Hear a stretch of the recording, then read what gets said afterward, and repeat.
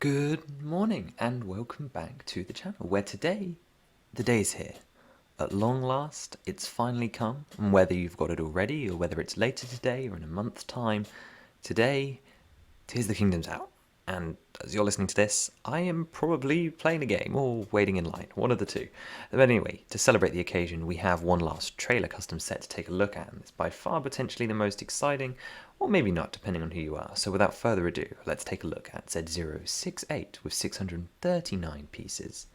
This is the Cave Collapse Trouble, or some variation on that name, based entirely off the 2019 trailer, and of course, up until this point we have no idea how accurate this is, so let's jump straight in. So as mentioned, this is Z0068 with the Calamity Cave Collapse for ages 8 and up with 639 pieces retailing for £54.99 Great British pounds with 4 figures and 1 brick built animal.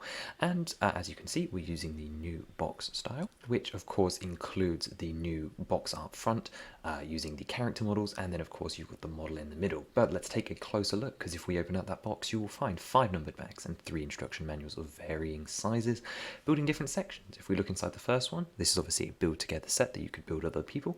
It builds this unnamed animal, which we see them riding through the cave, of course, and includes a load of supplies on the back, and you just build that in bag number 1.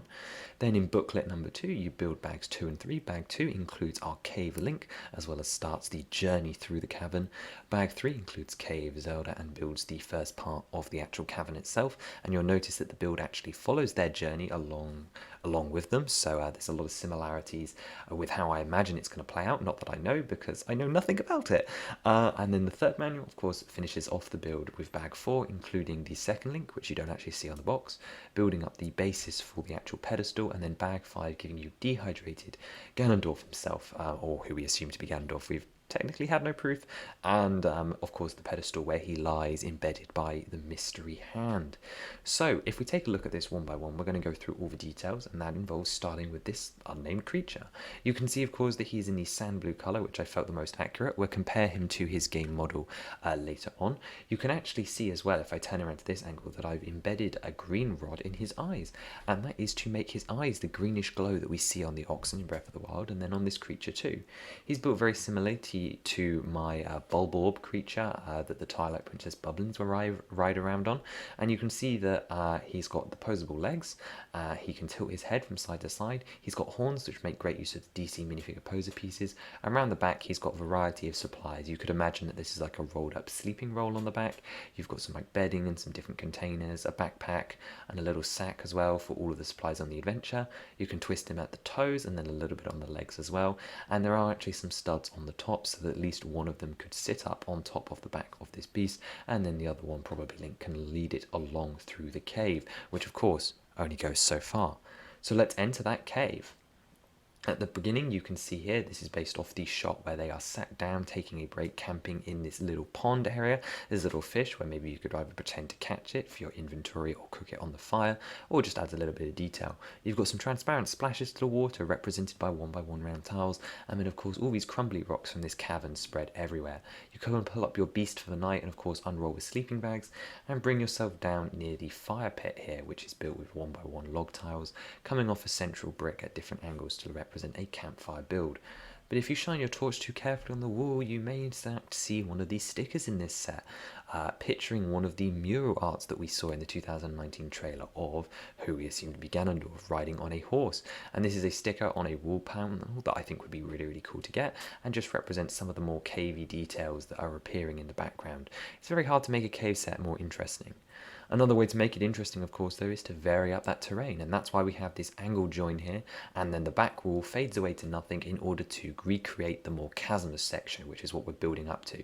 So following up the steps, which are all surrounded by lots of rocks, and of course crystals, which are all built on an angle using a variety of different colours of trans blue tiles and cheese slopes. I don't know how realistic this would be in a set, given how difficult it is to tell some of these colours apart, but these are spread all throughout different rock formations and underneath every pillar on the bridge, as that's what we're building up to. The bridge scene, where the broken bridge they have to cross and they have to leave their wonderful little animal behind. So you can see down the bottom we've got all this blue here, and I've represented the break in the bridge. Instead of keeping it as a straight model, it was going to become become quite a really long, long display piece. So I wanted to give it an angle to make it a little bit more 3D than just having a straight-on wall. So in order to do that, we've actually built the break at an angle, which looks really good when you look at it like this. In fact, from straight on, you could barely tell that there was any difference from the source material. And from the other side, it's a little bit more perilous. You've got some more crystals in the back, which obviously hang from the ceiling, although I wasn't going to give this cave a ceiling. You've got some more decorations to the water down below, and of course this gnarled up section of the bridge crumbling away into nothing. And then from down here, you can see the perilous nature of which your figures have to cross. And of course, recreating the scene, you can just about fit the little animal on the bridge, and he is not going to make it across there in one piece, and you could recreate that. He could even fall to his doom. Who knows what's going to happen? We very much well have to remake this set once we know a little bit more about this scene. And here you can see recreated with the figures. Zelda's already across, and Link's trying to push this thing across from behind, but buddy, that ain't going to work. Moving further along, the bridge gets a little bit more fancier. It's less about being in a cave, and now we're in his room. You can also see down the bottom that it is changed to the black pit that lies beneath, or, well, we assume lies beneath. And we've got these ornate carvings which represent a little bit of the bird-like motifs we see on Hyrule Castle, but also are just designed to be fancy. And that brings us towards the pedestal, of course, but we've got another feature to take a look at because, of course, once the big man wakes up, something, of course, happens. And by pulling this lever out over here, your trapdoor will fall down, simulating Zelda's apparent fall into the unknown. As you can see replicated here, she can slide straight through into the void, which is, of course, it had to be included here, right? And there's lots of other ways of going down it, but I think the classic trapdoor works quite nicely. If we actually imagine how you're approaching this guy, you've got that lovely iconic shot of coming in, and don't worry, of course, this would be the actual figure. This is just a placeholder so that I could put the bracket and the fist on. We'll talk about that in a minute. You can see as we get closer up that he has a bracket around his neck with a gauntlet piece in turquoise, which is the best non-figure hand representation for whatever the mysterious glowing energy is. And you can see that that bracket would of course be removable so that you could just display the figure normally or once he's woken up. But the idea about the bracket is it allows you to have that option to have him pinned down or whatever that might be in the game, and he just attaches at his foot with two studs. Now there's some interesting designs going on the platform, but we'll get to those in a second, as here you of course can see him raging around on his platform, waking up and causing all kind of havoc. Oh, I can't wait to experience whatever he's going to get up to. But more importantly and more excitingly and potentially more niche to you, we have some tiles to take a look at on the table. Now for those of you that aren't aware, the LEGO Dots theme is ending in 2022, which is very sad. They have some great pieces and some great sets, but one thing that I found very curious and that we've started to see implemented already is that they plan to include the dot system of play, which involves the ability to make little bits of art out of these corner tiles and such, and they're going to be implementing that into other sets, which is nothing bad, right? It's not like every set's going to become a dot set, but it means that you might get little bits of wall art, which instead of the instructions telling you how to build, they just suggest, well, here's an idea, or make the pattern you want. And that's exactly what I've done here. You'd be provided with a variety of different pieces in order to make some sort of geometric design or like ancient carving pattern on the surface around Ganondorf. You'd be given pieces in both light bluish grey, dark bluish grey, sand blue, and turquoise. Here you can see one that I've mocked up, but you'd have extras and you'd be able to put them in any different places you like. So I thought it was a fun little inclusion that doesn't harm anybody and would add a little bit of interest, and hopefully that's what they mean when they say they're going to be including the dot system of play. I'm very excited to see it outside of Friends and Dots. There is one more feature to take a look at down below, and that is that little handle here. Now we all know that something happens to Link's arm, but how was I going to represent that in this set? Well, down here you can see that there's a pull-out trough where you will store the extra figure, and this is the cave version of him, exactly the same as the other one, except for with the new arm print. So you actually get two of this figure in the set, or at least two of the torso. Who knows how they'd actually do it. But the point being is he rests in here, and then once everyone gets knocked off, and I'm assuming he gets unconscious or something, who knows, at this point, I'm sure you will all by the time this is posted, but that's besides the point. The point being, you've got the figure to change out here, and then you can, well, just pretend like he's got his new arm and he's going to go off on his adventure, or at least maybe that's what happened. But that's actually going to do it for looking at the build. We're going to move on to the figures now, but first I wanted to show you this with the Talus takedown from 2 weeks ago. Highly recommend you go check that one out if you haven't already. But let's get through those figures. So first up we have our Link with the modified champion's tunic. This is the new design, of course, based off the one we see in the newer material, with his long sleeves, his cape attached and down, of course, and with the various shoulder pads and straps going across. I based this one off the official artwork that you're seeing on your screen now, which potentially makes it different to the one I drew when the 2021 trailer came out. and I drew the one with the funny arm. However, I don't really care. I just wanted to include both figures, and he's using the same angry facial expression we've seen a couple of times in Wave 4. Here, of course, is that funny arm variant, as I'm going to call it, for lack of a better name, and the outfit's the same, although I drew it differently because I didn't have the official art back in the day. This is actually drawn on a stream, or a premiere, I should say, back in 2021, when we were first discussing what we thought at that point would be a 2022 game. How wrong were we?